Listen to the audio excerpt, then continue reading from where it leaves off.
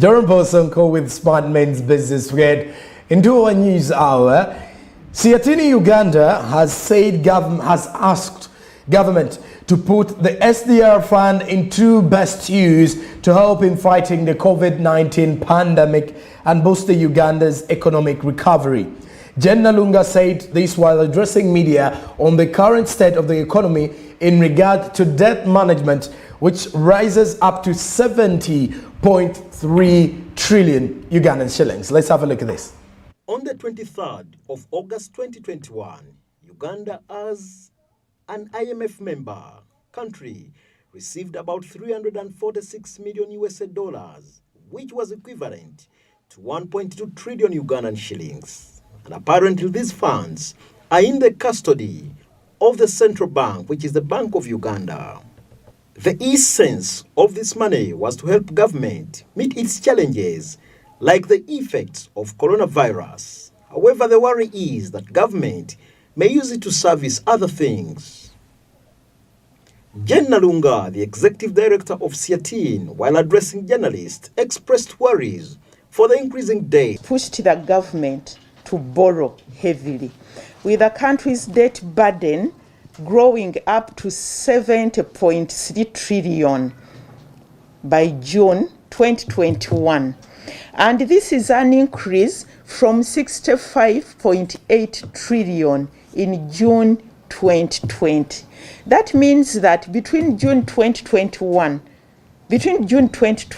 and June 2021, government borrowed 4.5 trillion. This debt burden has forced government to spend way much more on debt repayment to the country's creditors. Government has... Nalunga also pointed out that the current debt level of Uganda stands at 70.3 trillion, is a disadvantage, and yet at the end of the day, it has to be repaid back. And apart from the SDRs fund, the 1.2 trillion, all the other monies we have to repay that money. Up to 2 trillion is debt repayment. Our budget, our total budget for 2021-2022, as you remember, because there have been so many changes, was around 44.7 trillion. That means our debt repayment is almost 30%. 30% of our total budget. Our repayment obligations are higher than what we are spending on health, what we are spending on education, what we are spending on agro-industrialization. So you see the implication. Currently, the total population of Uganda, according to Uganda National Bureau of Statistics, is at 45 million people. And out of this, 11 million of them are living under the poverty line. According to World Bank, they look at their poverty. Those people who live on less than $1.9 per day. So you can calculate and see. 1.9, that's about $2. $2 is about 7,000, isn't it? How many people spend 7,000 per day in Uganda here? You know, you see these stories about the Kameza. How many people leave 7,000 on the table per day? You know, so when you look at these figures sometimes are a little bit deceptive. And for me, I believe, because we have to quote, when we are writing, we have to quote figures. But for me, I believe we have so many more poor people who can't even afford 7,000 per day. But according to World Bank figures, that's what we have presented to you. And so given the rising rate of poverty in Uganda, what next for the country in order to avoid a situation to worsen than this? Aisi Lubowa, a policy analyst, and Navuga Regina advises that we need to spend better as a country regarding the debt. Going, any direction is good enough. So if we don't know how we are going to spend our funds, any expense is going to be good enough. So for me, I'm reiterating the fact that we need to spend better. Globally, we are talking about building better the economies. How do we build better? How do we build Uganda better, compared to the position where we were in the past? We're talking about mobilizing domestic revenue mobilization. Okay, funds domestically. Who is not paying their fair share of taxes? URA has a tax register of only 15 million approximately.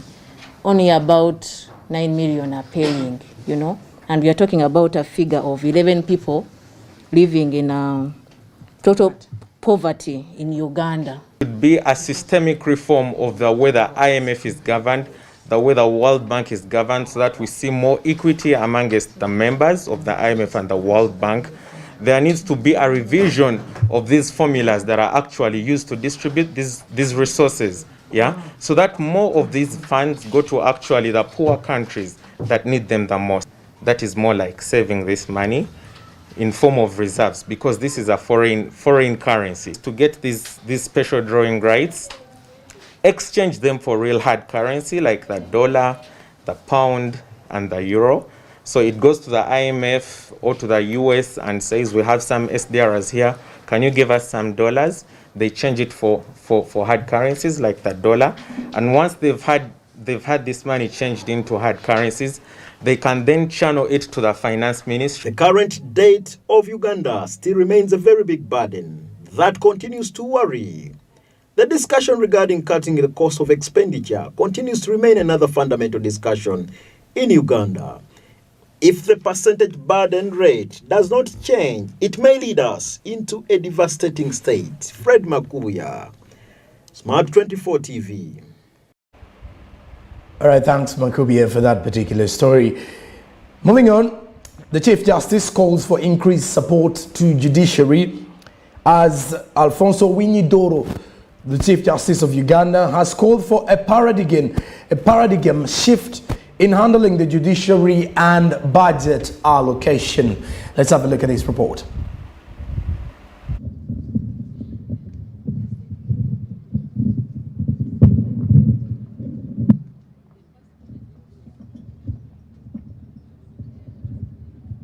Addressing delegates during the National Budget Conference, the Chief Justice Alfonso Owiny-Dollo said that although the government has reduced the sector's budget from 0.4 to 0.8%, he hopes that there will be an incremental enhancement of the budget to improve access to justice. Chief Justice Owiny-Dollo asked for at least 10 more judges to expedite the handling of these cases and unlock the money involved. The judiciary is there to lock up wrongdoers so that we can sleep at night, so that we can do our other activities without worrying. Let me use the occasion of this forum to say that is the smallest role of the judiciary. The biggest role of the judiciary is socio-economic transformation of the country. Anywhere in the world, and this is where the Ugandan judiciary is being failed to perform, to make its rightful contribution. It should be noted that in this financial year 2021 to 2022, the budget for the judiciary was substantially enhanced from 199.1 billion to 376.9 billion. Out of this, 146 billion was provided for the recruitment and facilitation of the judicial staff. In addition, 18.2 billion was provided to implement the electronic court case management information system and the prosecution case management information system. The story compiled by Joram Paul Sonko. Thanks, Betson Mumbere. On to the next one now, we head to Kenya, where Kenya Airways staff are set to remain on pay cut. As the employees of the national carrier, Kenya Airways will remain on pay cuts at least in the short term as part of cost-cutting measures aimed at preserving cash amid unrelenting COVID-19 wars. Let's take a look at this report.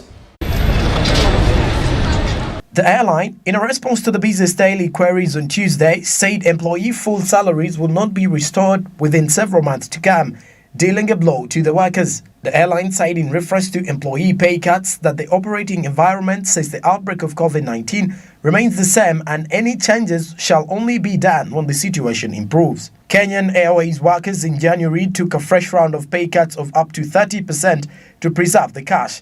As the airline's chief executive Alan Chilavuka said then in a memo addressed to staff, and the cost-cutting measure, which was aimed at keeping the company afloat during this difficult time, will target workers earning 45,000 shillings and above. The payroll cuts of between 5% and 30% took effect in January and will remain for a period of between 6 to 12 months with a quarterly review of the proposed pay variation.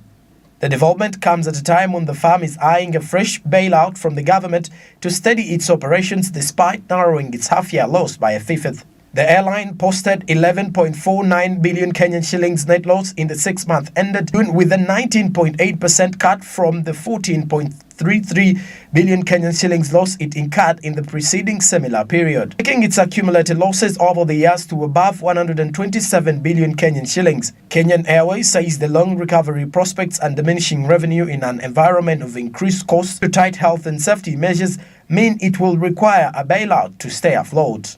Mr. Chilavuka said when he released the company's financial results 2 weeks ago that the financial situation of the company is precarious as they are in a negative equity position, which means the airline is insolvent as an organization and obviously made worse by the pandemic. According to Mr. Chilavuka, in his statement he released about the company's financial results 2 weeks ago, the financial situation of the company is precarious as they are in a negative equity position, which means the airline is insolvent as an organization and obviously made worse by the pandemic.